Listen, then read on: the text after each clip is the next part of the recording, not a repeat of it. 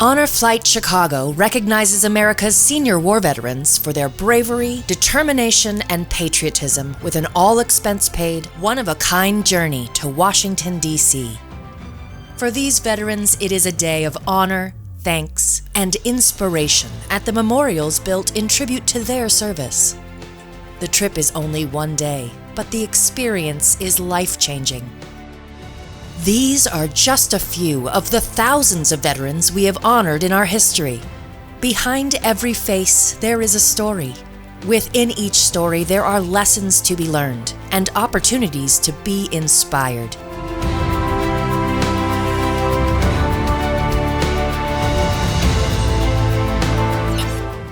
There is no country like the United States of America.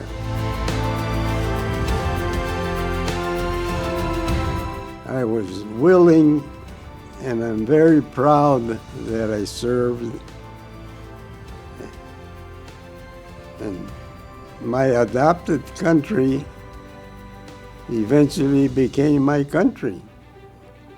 When I got my citizenship papers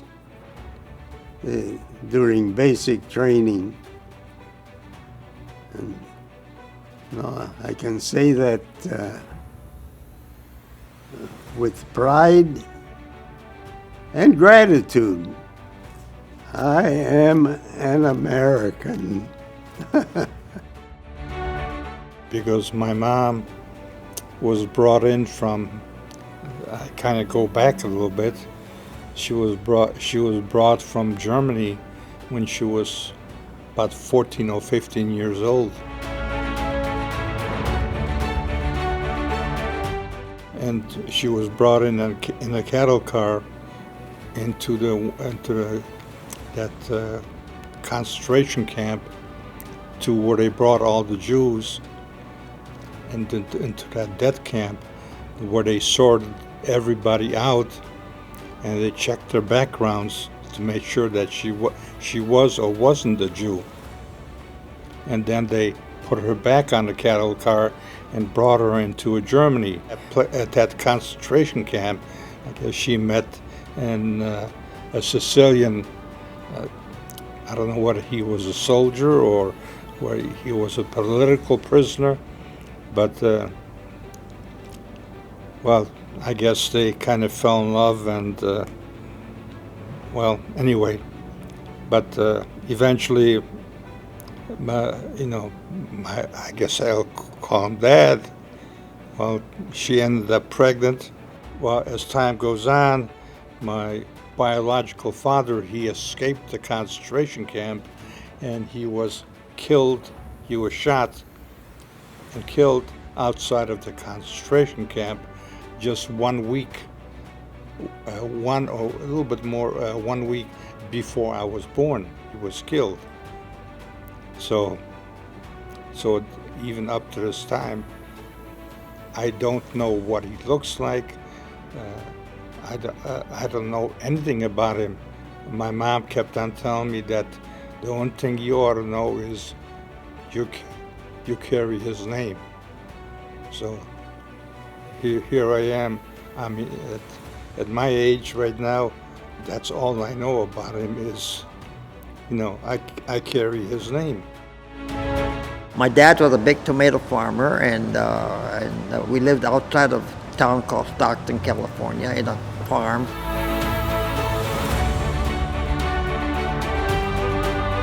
And he raised tomatoes, and I was going to grade school in a small community. And then all of a sudden, we got news, Pearl Harbor. And my parents come from Japan, so my dad was devastated. He was here when he was 15 years old, so this is the only country he knew, but he was a Japanese citizen, and my mother also was. And anyhow, what happened was Pearl Harbor happened, and that happened December 7, 1941. And by the end of spring in 1942, we have got notice in the newspaper and radio that all you Japanese nationality people, whether you were born here or come from Japan, report to San Joaquin County Fairground and bring only what you can carry. Well, about that time, my father said, I think they're going to put us in a prison or somewhere. And they put us on a train and went all the way to outside of Phoenix, California, where there was an internment camp built there, and Army truck waited, and we loaded on an Army truck, and they took us to Gila River Indian Reservation. I was, at that time, then I had turned 14, so things were, when we got transferred away from California, a little town, French Camp was the community we lived in. I was in the 8th grade, and it happened, and in fact, they even gave me a diploma because I would have graduated grade school. We went to enroll me. They gave me the form to fill out. I filled it out. They asked me no questions. I told them no lies.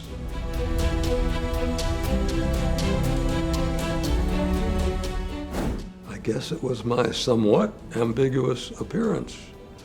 I enrolled. I attended my first class, night school. I had a car that I drove back and forth from the base.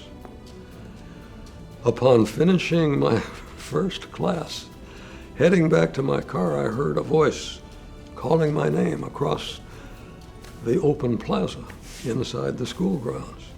I looked up, and sure enough, it was a distinguished looking man in a dress suit in his early 50s, jogging my way, and I could tell it was the dean. I said, "Hi, Dean, how are you?" He says breathlessly, Manuel, is it true?" I said, "Is what true, Dean?" He says, "Are you Negro?" And I said, "Why, yes." He says, "Manuel, I'm gonna have to ask you to disenroll." I said, "How come?" Now here I am, Minnesota, no segregation. California, no segregation. How come, Dean? Why, if the state found out you were enrolled here, they would take away our accreditation. It was my first real interaction with a lot of black soldiers.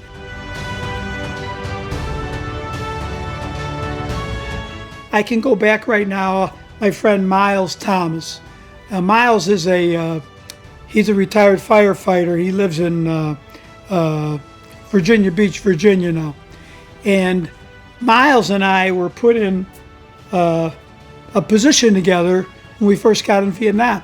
And I think he felt the same thing I did. He didn't trust me as far as he could throw me. And I'm over there trying to make sure all my stuff is zipped up in my rucksack so he don't steal it, you know. But this is what we grew up in. It was very segregated in 1970. And, you know, being with Miles 2 days and laying there at night looking up at the stars going, what the heck, we're 10,000 miles from home. And we started talking about our folks, our likes, our dislikes, our girlfriends, our sports. Well, you know, we all were probably better than we probably were all all-stars. You know, we probably all should have got scholarships, but that's another story for another day, you know. But after a couple of days, Miles and I both realized, we looked at each other and says, what's the difference? What's the difference? We all bleed red. That was sort of our motto, you know. So I think if I had any prejudices, which I grew up in a prejudiced household. I'm not. What am I going to do? Say I didn't? But it all went away. I came home on leave after the first one, and the country was against Vietnam. There was a lot of protesters against Vietnam.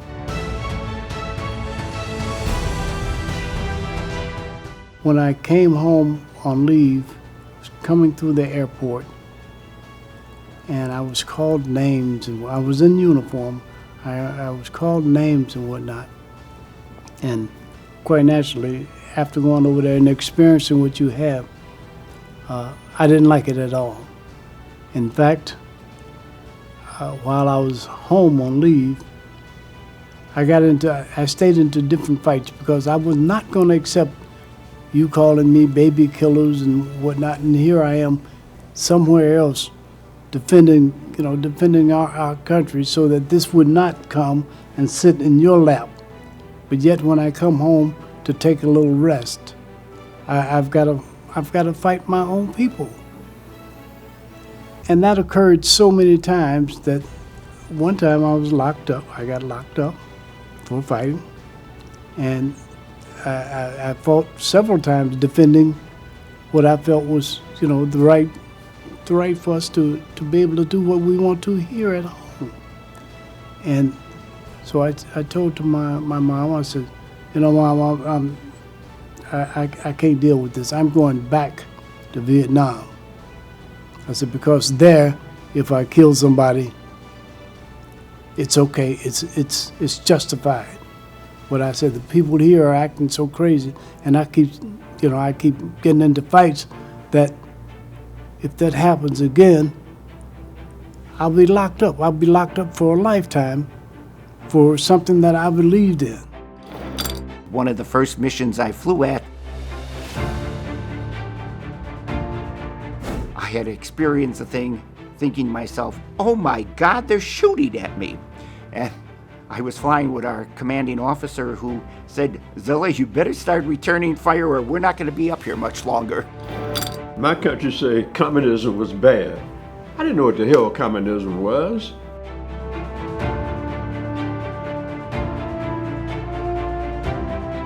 I didn't know what it was then. I'm 73 years old. I still don't know what the hell communism is, okay? But I did. My country said communism is bad. If you don't go to Vietnam and stop communism from taking over, you're gonna lose your freedom. Okay, hey, let me go help the country. I had enough heart, not even knowing what I was doing, not knowing that I'm putting myself in a situation where I may never come back.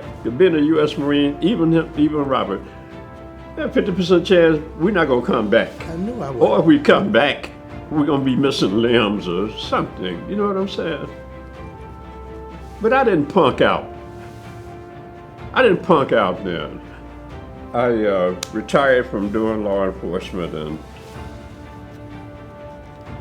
officially in 2009. I was going to places to try and get my head together, like Robert, dealing with something. And obviously we forgot about it because we're telling you about it now. The young people were very impressionable. So you're talking about young men being put into a situation, how in the hell are we gonna forget it? You're not in Vietnam now? Yeah, but Vietnam is in us. You implanted that in us at a young age. How in the hell are we supposed to forget it? So we got our issues. They call it post-traumatic stress disorder. Robert, crazy as a damn road lizard.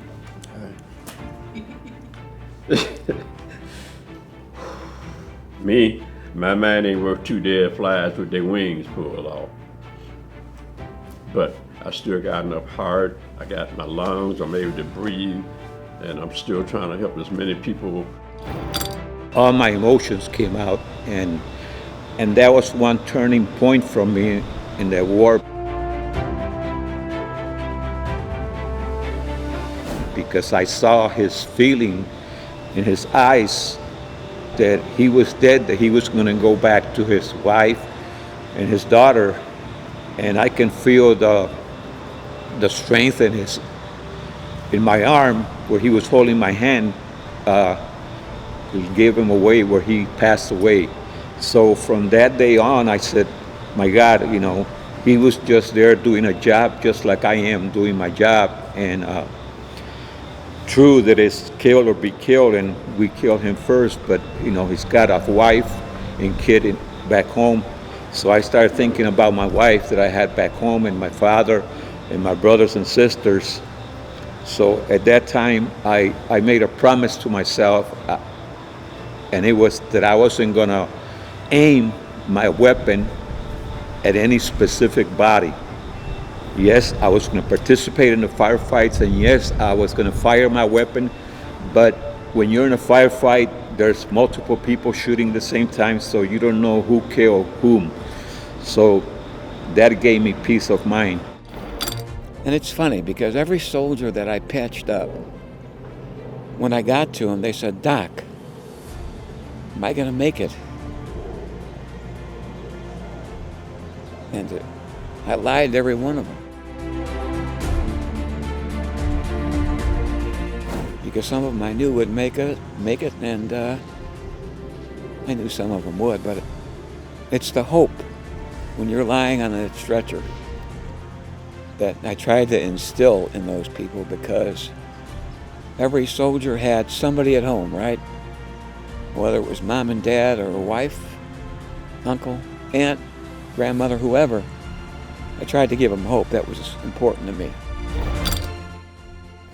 My job in Vietnam was to keep as many names off of that wall as possible.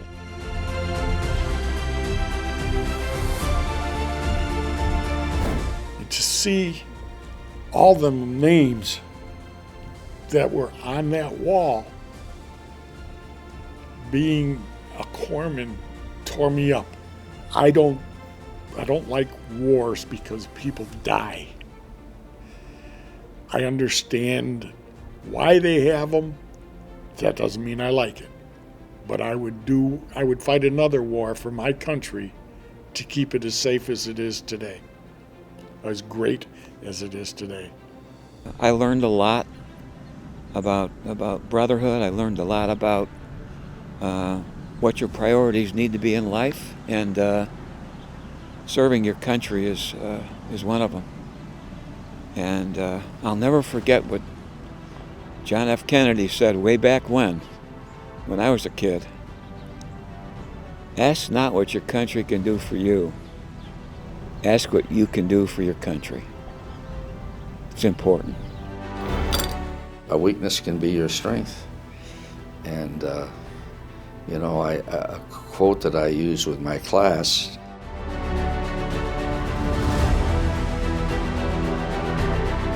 Shakespeare's beautiful line. He says, "Adversity is like the toad. While it looks ugly and venomous, it wears a jewel in the center of its forehead." That, for short, is you can learn from adversity. Don't give up. Because honestly and truly, when I was in Vietnam, I never felt I would come home.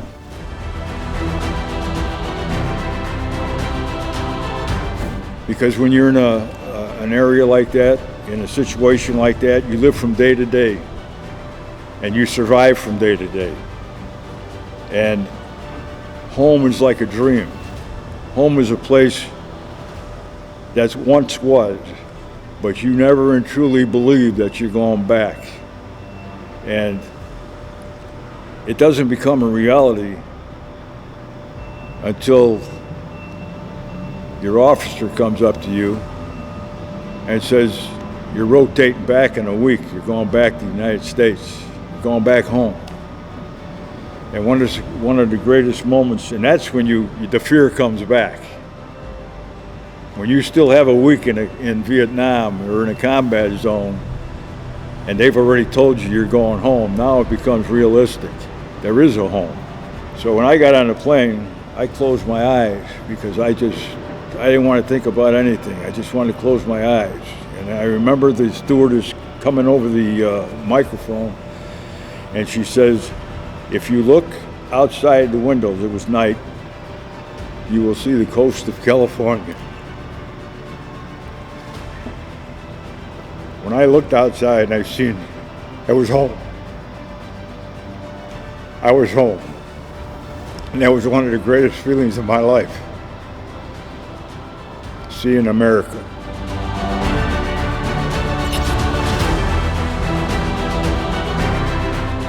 Connect with Honor Flight Chicago and veterans in your community to hear the stories like these that our veterans have to share.